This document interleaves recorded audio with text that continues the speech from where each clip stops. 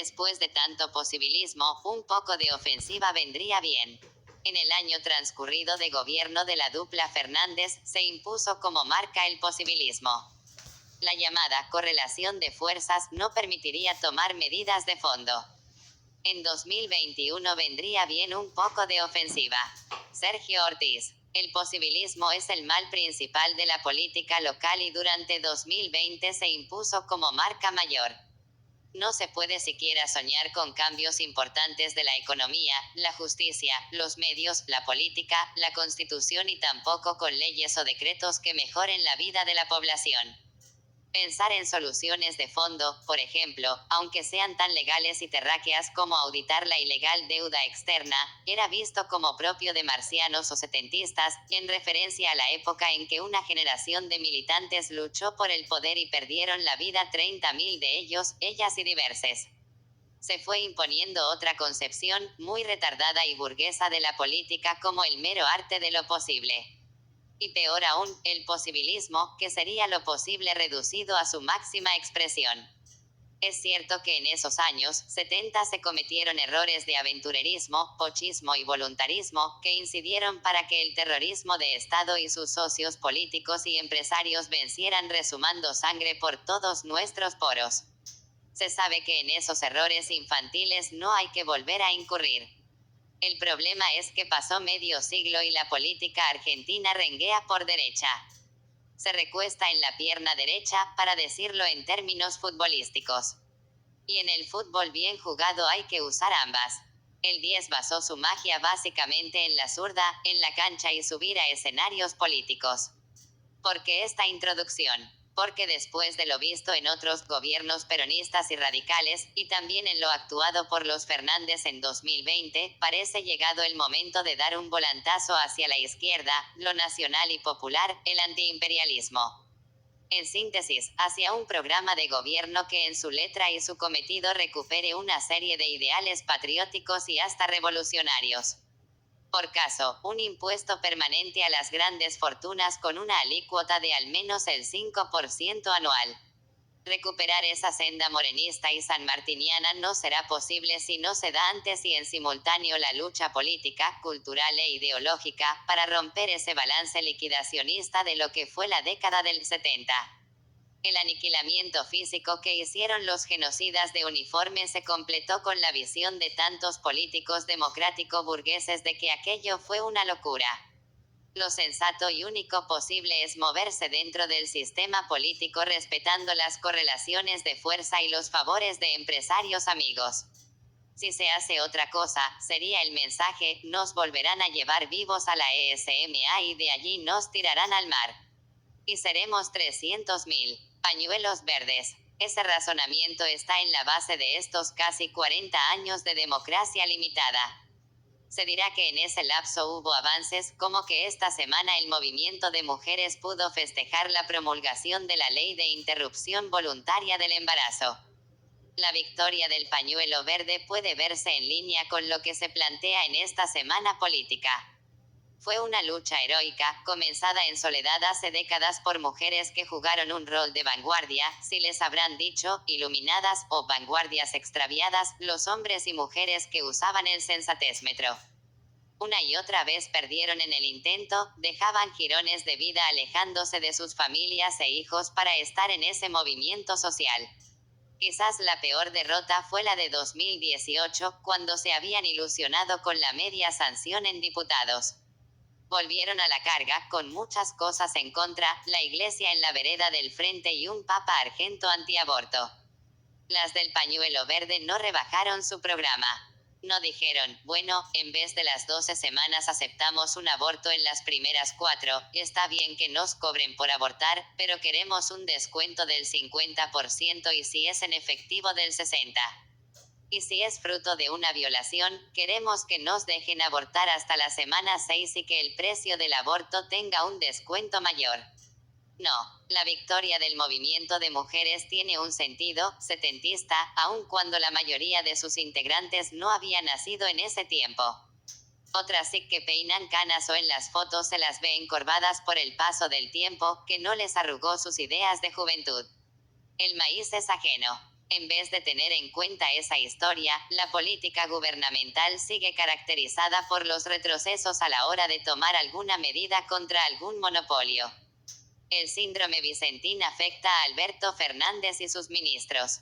En la semana el recule lo pegó el ministro de Agricultura, Luis Basterra, frente a la mesa de enlace rural, le hace sojera aunque el grano era maíz. Hace 10 días el gobierno anunció que los restos de la cosecha de maíz no podrían ser exportados hasta el 1 de marzo, para privilegiar el mercado interno y contener precios de impacto en alimentos. Quedaban entre 4.8 y 8 millones de toneladas de ese grano hasta que en marzo se produjera el empalme con la cosecha 2020 a 2021. Los grandes productores y exportadores no aceptaron esa limitación temporal. Ellos quieren exportar lo que quieran y cuando quieran, y sobre todo, que los dólares de esas ventas queden en su poder, dentro o fuera del país, el tiempo que deseen. Si esas operaciones producen falta de oferta al mercado interno y hay suba de precios en alimentos, no sería asunto suyo. Que se arreglen los políticos, dicen, cuando gobiernan los que no son de su estricto palo, como ahora, cuando gobernaba Mauricio Macri y era ministro Luis M. Echeverri, era otra cosa. La mesa de enlace organizó un lockout patronal de 3 días y lo cumplió pese a que el ministro se reunió con representantes de bolsas de cereales y cámaras de aceiteros del complejo agroindustrial argentino, CAA, y terminó dando marcha atrás. Ganaron por nocaut las corporaciones oligárquicas y exportadoras, que podrán exportar y al precio que quieran. Los argentinos verán subir los precios de alimentos con más inflación, y el gobierno verá pocos dólares de ahí. El posibilismo a full, pero sigue igual la desigualdad que retrataba Donata. Las penas son de nosotros, las vaquitas y el maíz son ajenas. Amigos o enemigos. La confusión del presidente AFE es total en un tema básico. ¿Quiénes son amigos y quiénes enemigos? Cuando recibió al CEO de Ford dijo que la automotriz sería la nave insignia de la industria argentina. Ahora insistió por ese camino pro multinacionales al eliminar retenciones a automotrices que exporten más que en 2020. Los monopolios agroindustriales del CAA están negociando un esquema de bajas retenciones por 10 años que les permitiría quedarse con más ganancias. Encima las commodities vienen aumentando de precios y la tonelada de soja ya muerde los $500. Solo en ese sentido fue que Fernanda Vallejos habló de la maldición de exportar alimentos, y Clarín la quiso matar políticamente. A la patria financiera no se le oye ni un módico reclamo contra el gobierno. La razón es evidente. De la promesa albertista de que se iba a terminar el curro de las LELIQ se pasó al pago mensual de 53.000 millones de pesos a los bancos por dichas letras. Mientras tanto la economía deja a la intemperie a millones de compatriotas. Entre febrero y octubre de 2020, en el gobierno actual, perdieron su empleo 187.000 trabajadores registrados. Los medios oficialistas, para disimular un poco esa herida, acotaron que en octubre de 2020 se crearon 2.700 empleos. O sea, una gota en el océano.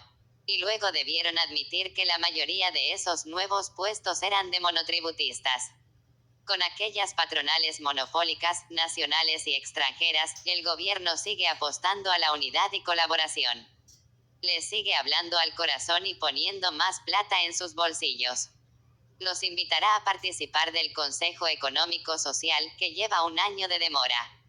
Tendrán una presencia hegemónica allí, en tanto los empresarios pyme, cooperativas, la Corriente Federal de Trabajadores, CTA y el moyanismo, con suerte, tendrá pocas invitaciones y una presencia menos que simbólica. Una cosa es la unidad nacional antimonopólica. Y otra es la unidad con los monopolios, bajo su hegemonía o casi. Si hiciera falta otra prueba de que eso no funciona, está la inflación de 2020. 36.1%. Y pinta peor para este año.